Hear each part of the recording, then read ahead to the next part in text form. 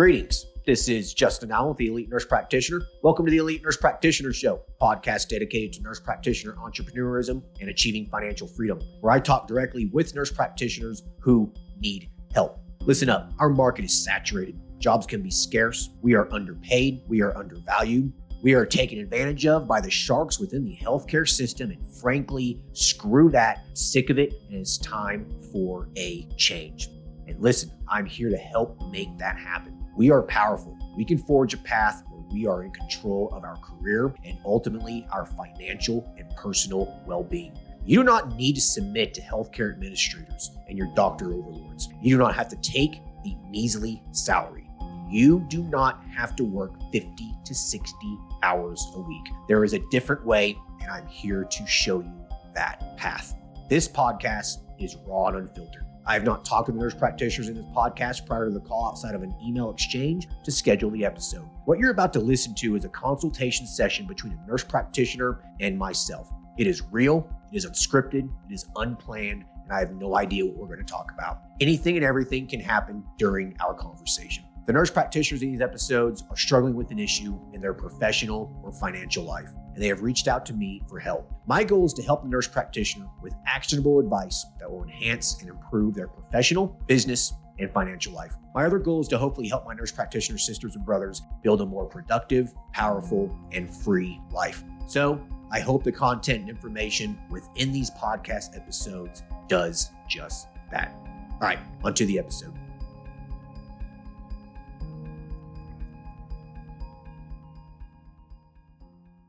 Hello, everyone. Today we'll be talking to Rick, who is currently in school to become a psychiatric nurse practitioner. Rick is 62 years old and is trying to figure out a few things moving forward. He's needing assistance determining where to work to get the biggest bang for his buck. He's also wanting to begin building a business now while he is in school so he can hit the ground running once he finishes. So Rick is looking for overall assistance on the best strategy to make his future as optimal as possible. Hey, Rick, how are you? Hey, I'm doing great. Yourself? I'm doing good, man. Thanks for hopping on here. So this is a pretty unique situation. I don't think we've had anyone in their 60s. I don't believe. Maybe one other person. So I'm curious to talk with you to figure out, what's your strategy here? So you're 62 years old and you go back to school to become a psych NP. So I guess just tell us a little bit about yourself. Yeah. So I have had a career as a insurance executive, and then I owned my own business for about 15 years before I kind of wound that down and decided I wanted to do something different, get into a clinical position. I've always been in the healthcare industry. So I went back to school, got my nursing degree. I've been doing that for a few years and then decided about a year ago to start my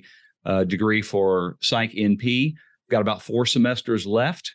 And I think unlike a lot of your listeners listen to a lot of your podcasts, I'm kind of in a unique position is that my main constraint as I see it is time.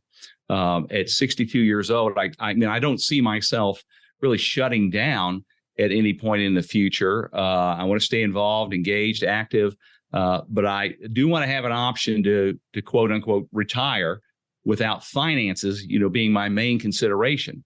And through the business I have, through saving some investments in that, I can turn on some guaranteed income in about 5 years. It'll give me and my wife a steady kind of a middle-class lifestyle, but I want to do better than that. Sure. There are a couple of options that I'm thinking about. One is, I've got 17 years of combined active and reserve military service. I know I can probably get a job at the VA, and there's some kind of way that I can buy into their retirement program that includes my military service, work a number of years, and then retire with a full VA pension. However, I've had a really hard time getting a straight answer on how that works.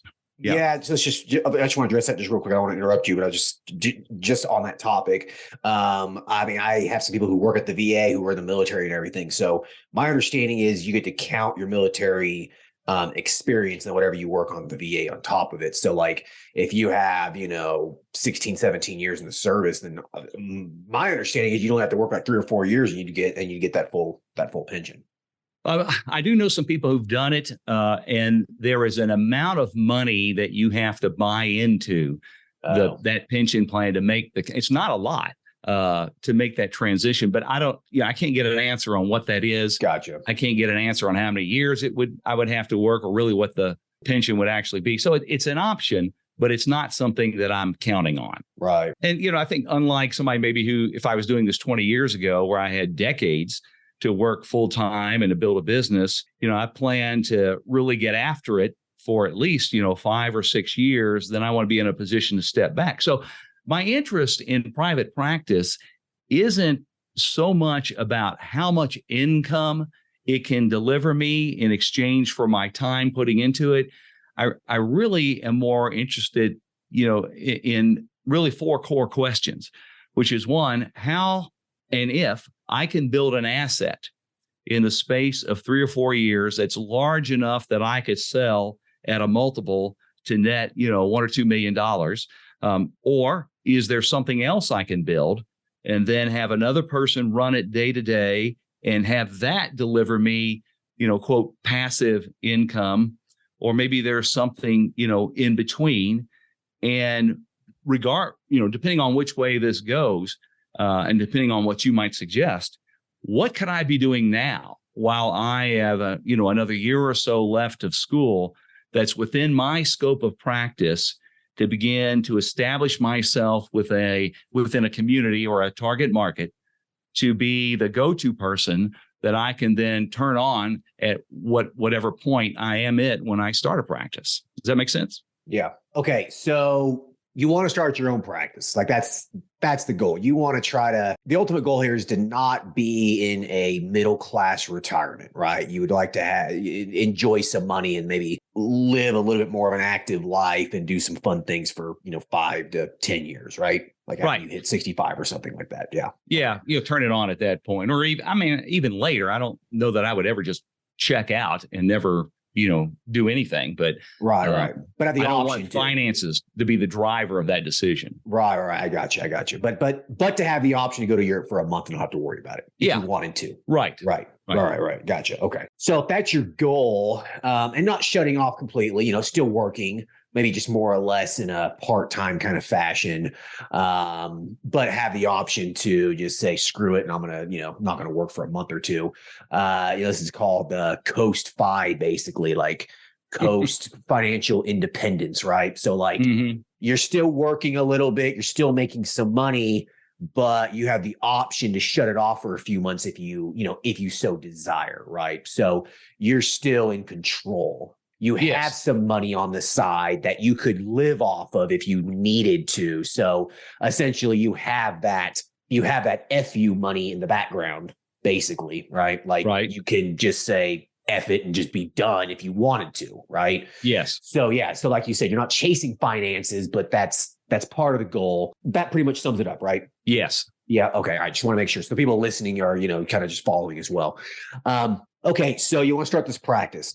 So you have a couple options here. Like you said, you could work if you wanted to, if you found a job, as a psych NP, you can make pretty decent money, right? You can come out of school making $140,000 a year with the right job.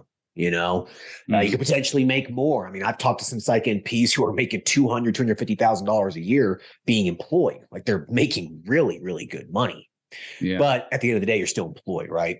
Right. And you have to deal with all that kind of nonsense. So there are some very lucrative jobs out there, but that might require you to relocate as well. And I'm assuming is that an option for you whatsoever, or are you pretty much settled where you're at?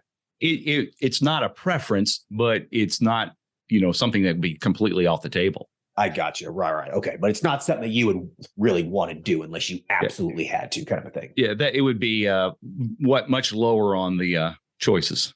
I got you. Right. Okay. So let's just kind of throw that out then, So, in your area, I'm not sure how lucrative psych NP jobs are. I'm assuming you're in a program and people talk, and I'm sure you've looked. What's the job market like in the area? It's pretty good for psych NPs. It was one of my, decisions in choosing this specialty. I I was really thinking about, what's the ROI on my investment since I'm self-paying through nurse practitioner school? How fast am I going to reclaim that? And how much opportunity do I have to work in the field once I graduate? And, while it's not supposed to be a factor, age is still a factor in employment decisions. Sure. And I needed to have, it's one of the reasons I went into nursing, where there's always a demand, and there's not as much consideration on age for a lot of things. I also know anecdotally from just people and colleagues here in the area that in my community, that there is a pent up need for psychiatric services. I've heard a number of people remark that they're waiting months to see a psychiatrist or even to get into a mental health facility. So I think there's going to be a lot of demand when I get ready to pull the trigger on this. And do you have any idea what these jobs are paying? I think no, to be honest with you, it's a wide range from as little as $90 to as much as $160, depending upon the organization, the amount of work you're doing.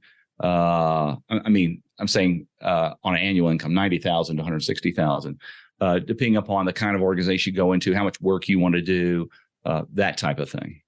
Gotcha. Okay. So, there's definitely an opportunity to make a nice $150,000 plus a year salary. Is what it's what it sounds like. Yeah, I think so. Potentially even more. $90 an hour is, it's almost $200,000 a year, right? Mm-hmm. Yeah. So I guess the question then here is, could you make more money in your private practice in the short amount of time that you have, right? And compared to, a job, basically. Yes. That is one question. But as far as the practice is concerned, I'm more interested or more focused on, can I make the practice into an asset that I can turn over or sell at a multiple? Sure. Well, of course you can. Yeah. And I don't know what the reality of that is in the time span that I want to spend on it. Be very realistic, 5 to 10 years. I started a telemedicine practice where we were doing some transgender hormone replacement therapy, and I had it for less than a year and sold it. Like, someone just approached me. I was like, sure, I'll sell you this. Like, okay, so, that's definitely possible. Now, that was kind of when, the beginning of the whole transgender HRT and stuff was, I guess, gaining traction or whatever you want to call it. So I was kind of right place at the right time sort of a thing. But, there are large hospital groups that do snatch up practices. There's some private equity out there that, snatch up practices. I've been approached with my men's health clinic from a couple places before. I know of some other NPs that own some practices that they've been approached by people, the hospital groups or large private equity companies who, snatch up small clinics and then package them up, right? And then sell them to another higher bidder later on. And I know an NP who sold his primary care practice for over $2 million. But he was running that thing for 10, 15 years. Right. And it was pretty profitable practice, right? But it made him a millionaire overnight, basically. He was already a millionaire before that. He was investing in stuff appropriately, but it's possible. And so if there are some large hospital systems in your area and you can build up a traditional kind of practice where you accept insurance and that sort of a thing, then yeah, you could definitely sell it, for a 2 to 4x multiple of net revenue, right? And so, yeah. And so if you build up a psych practice, as an asset that you could potentially sell later, one thing that you need to keep in mind is that you as the business owner and you as the provider need to be as hands off as possible. No one's going to buy a business from you that relies on the owner, because that's not something that they can scale and that they could easily transition away from you. Because if you get into a car wreck a week after you sell it, they're screwed. And so this is something that you have to be thinking about if you want an asset that you can sell later on. You have to be as hands off as possible. Okay. So that would be something that you would start the practice and you're hiring psych NPs, within a year of opening it and transitioning patients over to them. So that would be, kind of the strategy there. You could do this now if you wanted to and just hire psych NPs to start seeing patients for you. You don't need patient. You can just do this yourself. You can just start the practice if you want. Anyone can do that. Anybody. Even if I'm not a licensed NP. It doesn't matter. Okay. I know. Yeah. I know all kinds of non-medical people who own medical practices. They just hire people to work for them. They just run it. Okay. Okay. Like you could do that now if you wanted to, if you have some money to invest in it and that kind of a thing. And then once you get done with school, then you can start seeing your own patients. But what I'm doing right now with my men's health clinic is I'm offloading as many patients as possible onto my other providers. So I'm not hands-on anymore and I can sell it. I see. Okay. Like I only see patients like half a day a week now, one day a week. Half a day, like 4 hours or something. So like my goal is to have all the other MPs that are working for me see the patients. I mean, we have four MPs now working at my men's health clinic. So that's kind of what you want to do if that's the goal. And so you could do that within a 5-year period if you just hit it hard and really focus in and market and get patients, get credentialed, hire providers, do it the right way. A traditional medical practice that accepts insurance, that kind of practice is easy to sell because hospital groups, they love snatching those things up and putting them under their umbrella. Oh man, I've listened to enough of your episodes to scare me off of accepting insurance. Yeah, dude. A cash accepting psych practice is going to be a pretty hard sell to someone. Okay. It's just going to be. This is the thing about primary care and psych care. It's an insurance game predominantly. I mean, you could do it cash and it can work. It's just a hell of a lot slower. Yeah. Psych NP, psych reimbursement's pretty good though, from what I hear. I mean, I'm not a psych NP, so I don't do it myself, but psych NPs that I've talked with who own their own practice, the reimbursement's pretty good. Like it's a hell of a lot better than what you get for family practice. Oh, okay. Significantly better. So it may be worth the headache. It might be worth the headache. Yeah. It's not much of a headache if you can get some solid billing people, if you get a solid billing company to be doing the billing for you and to deal with audits and, chargebacks and all that kind of crap. Okay. So that's definitely a possibility. If your goal is to sell it, I would highly recommend accepting insurance. The difference between a men's health clinic is that it's predominantly cash based a lot of the time, or a weight loss clinic or an aesthetics practice. Like you go into that knowing it's more of a cash based thing. And so you could sell that to private equity, who owns, the dozens or hundreds of cash based practices. Like that's what they do. Right. But a cash based psych practice, I'm trying to think, can you truly scale that? Can you truly grow that? To match the revenue of an insurance accepting psych practice. And, I'm sure you can, but it's going to take a lot longer. I see. And you don't have 15, 20 years. Right. You have 5. You want to get this done.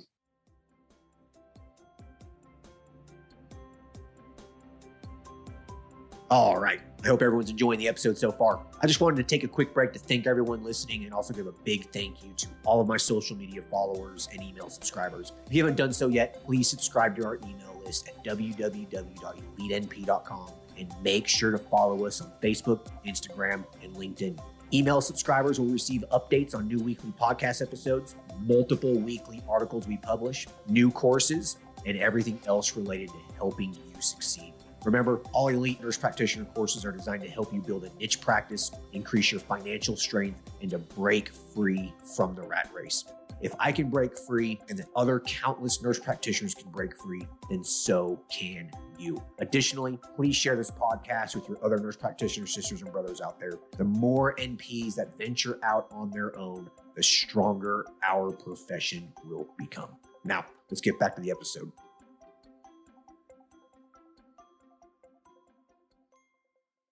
Well, I hope I have 15 or 20 years, but I don't spend the whole time doing it.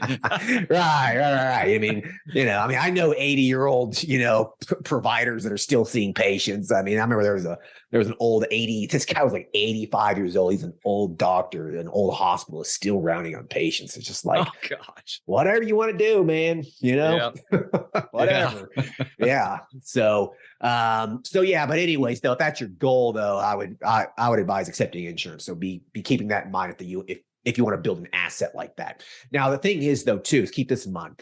If you accept insurance and you hire some other psych NPs, you now have an asset that basically prints cash off for you. You don't even need to sell it. you could just have that asset there and it's just paying you a distribution every month because you have 4 providers. Let's say you have 4 providers seeing patients for you. You have an office manager, you have staff.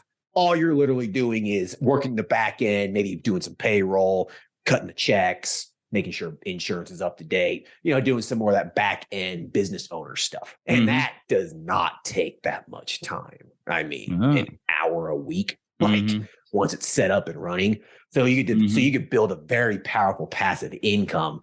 So you could get you could have your retirement, you could have all that spinning off that middle class income for you.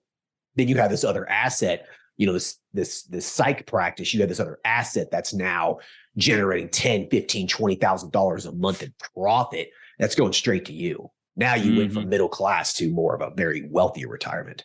Yes. Yeah. So keep that in mind. Okay. Good. Yeah. That's yeah. Good. Yeah. Would not have thought of that. Yeah. So just keep all that in mind. You have any other questions in terms of, thinking of this as an asset? Do you have an idea of what kind of multiple these types of practices would sell for? From my understanding, it's a 2 to 4x multiple of the net revenue. So if you have 4 psych NPs working for you, for example, and they're all generating $300,000 or $400,000, $500,000 a year in gross revenue, profit margins are usually anywhere between 20 to 40% on a medical practice usually. So I mean, you do the math there. You're going to be looking at $500,000 to $750,000 in net profit a year. And now you multiply that by 2 or 4. I mean, you're over $1 million. But then you got to pay Uncle Sam capital gains tax on that. And so, subtract 22% from that. So yeah, that's what you would net after it was all said and done. So you give up a practice that's generating a passive income of $30,000, $40,000 a month to you, and you sell it for $1.5 million. Now you put that $1.5 million into the market that pays 4 or 5%. You were better off just keeping the damn practice. It sounds like it. Yeah. Yeah, you were better off just keeping the practice. Like, there just gets to a point where it's, what's it worth keeping versus still growing it and working it and stuff. It's ultimately up to the business owner. How sick of it are you? Are you just sick of it? Or you want to exit and be done with it?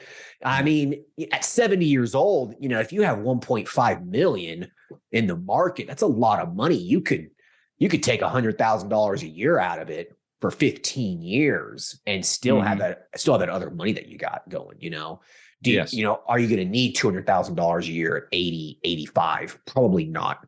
Yeah. Yeah. So but a lot of stuff to, think about. Yes. Yep. Yeah. So any other questions there? Would there be any difference between a brick and mortar practice and a telepsych practice as far as that value of the asset? I would imagine something that's telepsych would probably sell for a higher multiple, probably just because it's more scalable. It's something that can grow faster, but from an insurance standpoint, it's a lot easier to get credentialed if you actually have an office and stuff. So I think a hybrid practice probably would be the way to go. Okay. Yeah. And plus the rules surrounding controlled substances and telemedicine and, all of these laws and regulations are constantly evolving. Insurance is not reimbursing as much as they were for telepsych services. So there's a lot of gray in terms of the future goes. Okay. Yeah. So keep that in mind too. Yeah. Is there, so let me go. I mean, you kind of answered the other 2 questions I had was, is there something else I could do that wasn't possible? It sounds like, in a space of 3 or 4 years, kind of following this path that you've laid out here, an insurance-based psych practice, hybrid type of practice, is very doable in the time frame that I want to spend with it. Very doable, man. You can get this up and running in 6 to 12 months. It's not that hard. Okay. So what you would want to do is you would want to begin the credentialing process like as soon as possible. That's what's going to take the longest. It's going to take 6 months. Okay. It's going to take 6 months for the entity to get credentialed. All right. So that's going to be basically that's going to be one of your biggest hurdles is just getting credentialed and getting all that stuff done. So, I don't know if you can get credentialed without, I don't think you can get credentialed without having your licensure and stuff first. Yeah, that's what I was thinking. Yeah, the only way you're going to be able to do that is if you can find a psych NP that's, in the background, and then you use their credentials to then credential the organization, and then that provider's credential. And then once the organization's credentialed and credentialing you underneath it to start seeing and billing patients, it takes 30 to 60 days usually. Mm-hmm. Yeah. After I have graduated, licensed, we got my DEA number, all that's done. How long do you think I should work before I start seeing patients on my own? What would you suggest? Well, it solely depends on, how well prepared you feel like, from school and clinical rotations and stuff. I personally felt prepared when I graduated NP school. I did, but I worked ER. I studied all the time. I mean, I felt pretty prepared, to be honest with you. I really didn't need a whole lot of experience. I just jumped right in. Some people need more experience and, more mentorship and that kind of a thing. General psych, if you were just treating more basic stuff, like the anxiety and the depression and the insomnia and ADHD and, I guess the less complicated things, versus schizophrenia and bipolar and, all those personality disorders, all that other stuff. If you want to keep it simple, I mean, I would imagine you should be able to do that fairly easily right out of school. It just depends on your clinical rotation. So my advice for you, have you started your clinical rotations yet? No, start first of the year. Okay. My advice to you is to find as solid preceptors as possible. And if I was you, begin seeing the patients yourself in those clinical rotations as early as possible. Don't be someone's just, don't be holding their hand there, the entire time. That clinical time is for you to try to become as independent as possible with it. Like, I did some rotation in the ER and I just went and saw patients and I come back and report to the doc or the NP or whatever with, what it was. And like, they weren't even in the room with me. You know what I mean? That's what you need to be doing. Obviously, follow them and, shadow them and whatnot for the first few weeks, but you need to jump into it as quick as possible. That was my game plan. Is I wanted to. I work in the ER now, so I'm not intimidated at all about just jumping in and trying to figure out what's going on. Yeah, no, the ER as an RN is probably one of the best places you could work to really feel competent and to see just about everything. You see everything in the ER, everything, literally everything. Yeah. Well, good. So just real quick, maybe we could talk about target market as it relates to having a hybrid practice we're trying to build as an asset. I know that you have said in a lot of other episodes, go with what to niche down as much as you can. I'm wondering what your thoughts are about a niched psych practice becoming a asset that can be sold as opposed to a more general psych practice. I think the general psych practice is probably going to be something that's going to be easily. Okay. You're going to be able to scale it faster and you'll be able to sell it easier. Okay. Yeah. Focusing down on a niche is more specific to a cash practice. And so if you're going to be accepting insurance, it's probably really not necessary. Just general psych is probably going to be sufficient enough for you to build up a patient census and to bring up that patient volume as fast as possible. Okay. If you only treat ADHD and you're credentialed with insurance and you have all these people, calling about their depression or anxiety, you're turning away money. You need every single dollar you can to affect the bottom line of the practice for the net revenue if your goal is to sell it. Yeah.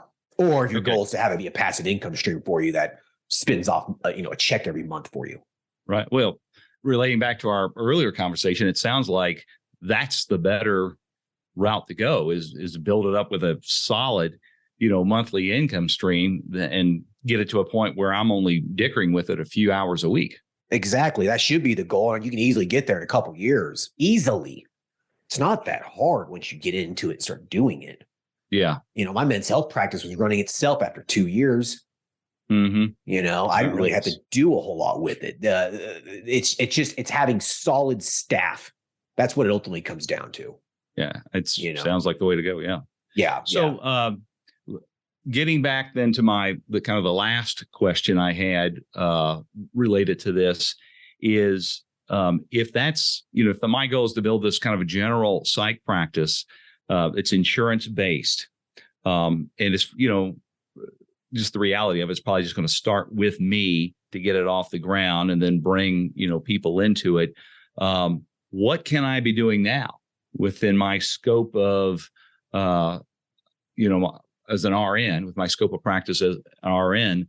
What could I be doing now from a marketing standpoint to start building a community? The idea would be that, when I pull the trigger and open the door, the floodgates open and people already are pent up waiting to come in.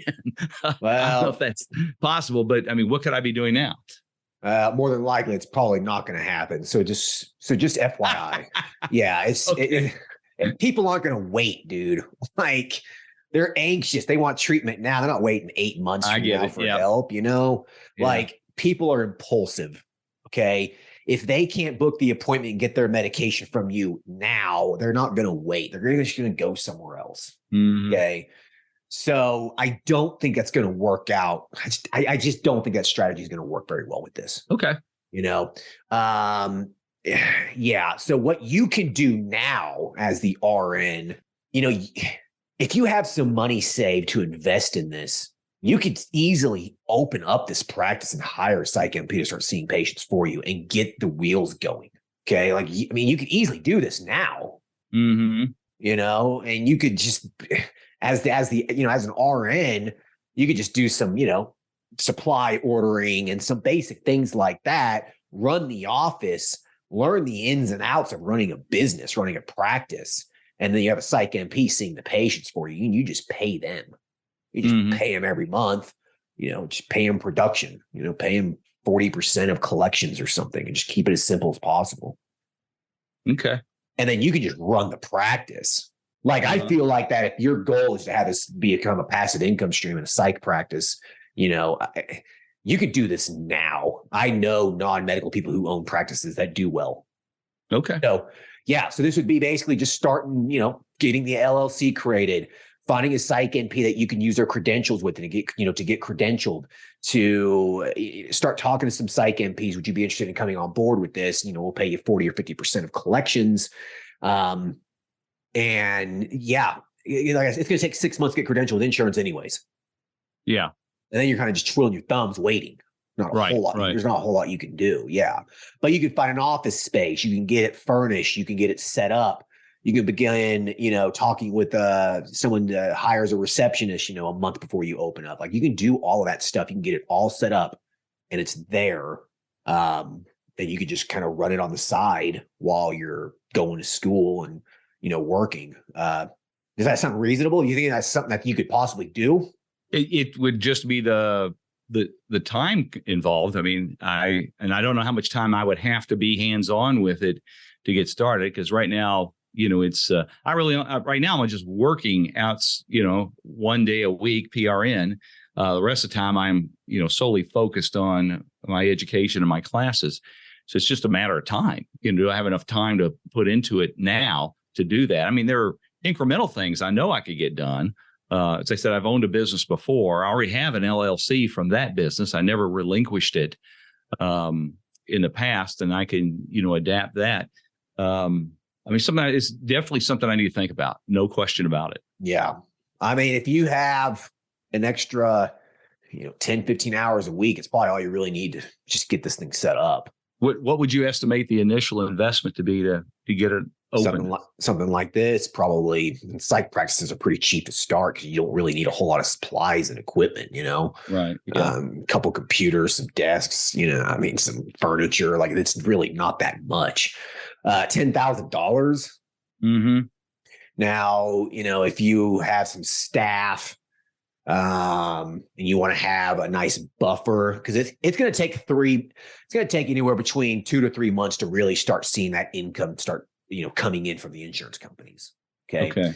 So you probably would want to have 3 months of expenses in the bank as a buffer so you're not stressing. So you're probably looking at, if it was me and I was going to do this the right way, I'd probably have 30 or 40,000 bucks for this.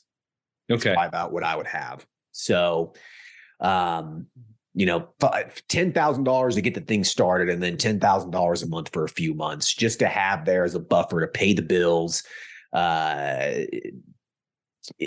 pay all expenses and stuff, because like I said, it's going to take a little while for the insurance to start really rolling in. Once that money starts rolling in, though, then you're pretty much hands off. Like, it's on autopilot now. You shouldn't have to be spending any more of your own money into it, and you should be able to pay yourself back relatively quickly. Mm-hmm. Yeah. Excellent. Okay. Yeah, that's definitely something to follow. I would have not had considered getting started now with the actual business. That's what I would do. Okay. Yeah, that's what I would do. I mean, I wish I would have known this stuff before I even became an NP. I probably would have opened up a practice and just hired some docs or whatever, Like, yeah. That's why I'm talking to you. Yeah, it's really not that hard. The stuff is not hard. It's not difficult. I'm surprised more people don't have medical practices. Like, if you open up a restaurant, you're going to just be slamming your head into the wall for a 5% margin, if that. Like, these practices are 20, 40% margin. I mean, sure, there's a little bit more risk involved with it, but that's why you have malpractice. Right. Yeah. So yeah, that's what I would do. Okay. Great. Would have never considered that. Yeah. Yeah. Any other questions? About this? No, not right now. Okay. Any other questions you want to ask me? Well, I'll ask you this. If you were to think back during your old NP school days, what would you done differently? Oh, boy. I probably would have done it full time instead of part time. I was going to NP school part time because I was still working as an RN full time, basically. Yeah. I probably would have just did it full time and just get it done. I drew it out over 3 years, and I could have got it done in a year and a half, 2 years. I probably would have found a couple of different clinical rotation sites, like some of the places like that. Like the place I did my peds rotation was kind of I really don't feel like I learned as much as I could have. Mm-hmm. But honestly, man, I don't think I would have done a whole lot differently. I mean, I studied a lot, and I studied a lot of books that were outside of the curriculum of NP school. Mm-hmm. So I bought like some medical school board exam books that, went a little bit more advanced in terms of the physiology, pathophys, pharmacology. I read a lot of those books, and that was on my own. So my advice for you and any other NP that's listening to this who's in NP school is look beyond the curriculum that the NP school provides you, because in my opinion, it's lacking in some certain areas, especially the science. Real science, not nursing science, not this theory, not this nonsense that they call science. I don't think that's science. I'm about science,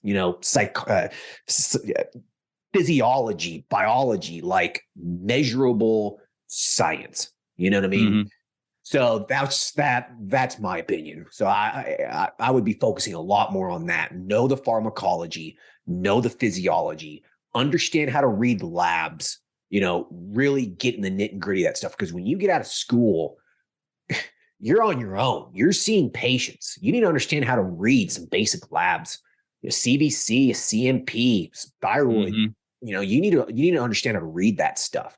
You need to understand, pharmacology, drug interactions. Like these are the things that matter. These are the things that you need to know. Yes. How to develop a care plan is nonsense. It doesn't matter that much. Like at the end of the day, that doesn't matter. So right. And begin experimenting too, and practice charting. Practice charting more while you're in school. Write notes. Okay. And actually write a note, like practice charting and practice focused charting. Don't write a bunch of nonsense that's not applicable to the complaint. Mm-hmm. Okay. Like I read some people's notes, and I've had students before, and I'm reading their note. I'm like, how is that applicable to the patient's complaint? It's not. Focused note that's applicable to what the patient's complaining about and what's relevant to their care. So good. Just kind of keep that stuff in mind, man. Try to keep it as simple and as focused as possible, and really understand how to read some labs and really understand pharmacology. Yeah, I like that. Yeah. That's what's going to benefit you when you get out of school. Great. Yeah. Any other questions? Nope. I think you've given me a lot to think about.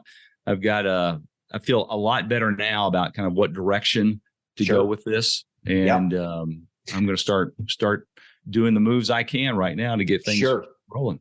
So we have the psych startup course, how to open up a psychiatric practice. It literally is going to walk you through everything you need. EMR, supplies, labs, everything you need to know. It's a blueprint on how to start a psych practice. You don't need to be a psych NP to take that course.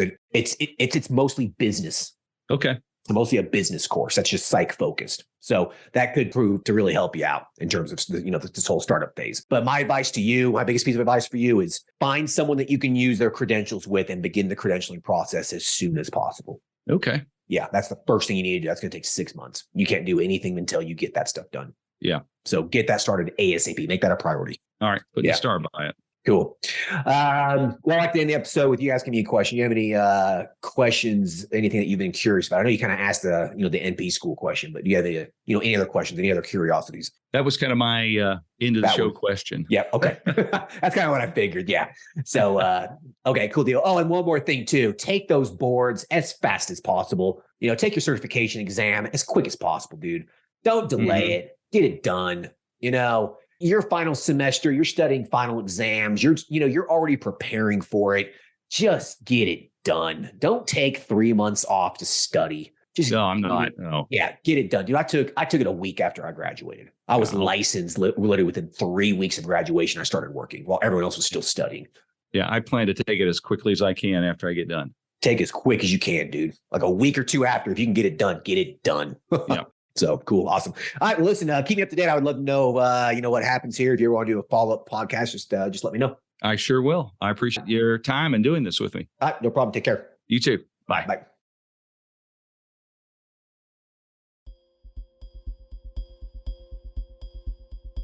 All right. I hope everyone enjoyed the episode with Rick. That was a pretty interesting one.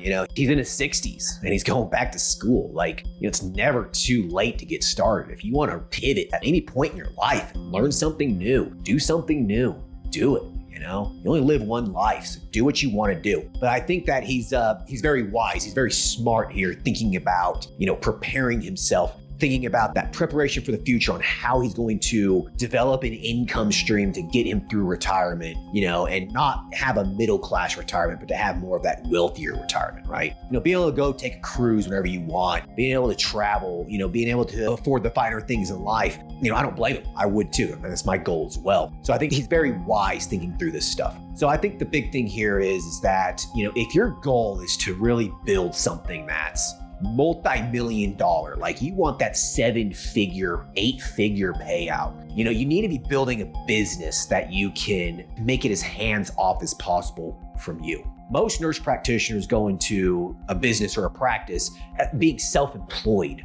They're still employed. They're still employed to their business. That's not a true entrepreneur. That's not a true business owner. A true entrepreneur builds a business to where they don't have to work in it. It's a big difference between being self-employed and being an entrepreneur. What Rick can do here is he can be an entrepreneur. He can actually start a business that works for him. And then that is something that you can end up scaling. You can end up growing it and end up selling it because it doesn't rely on you. You're not the one seeing the patients. So keep that in mind if you want to build a business that you can sell. You need to try to be as hands-off as possible in the business. All right. Hope everyone enjoyed this episode. Talk to you guys later. Thanks. Bye. Thank you for listening to the show. Quick legal disclaimer. The content of this podcast is meant for informational and entertainment purposes only and should not be used as legal, financial, medical, regulatory, or practice-specific advice. For information pertaining to your specific legal, financial, medical, or practice-specific needs, please be sure to consult with your lawyer, CPA, medical director, and or your state's practice laws and the most up-to-date clinical guidelines. As always, do your due diligence when it comes to any information found online and in podcasts. The content in this podcast is copyrighted by Galaxy Medical Southwest 2023 and cannot be duplicated, rebroadcasted, or reproduced without our written permission.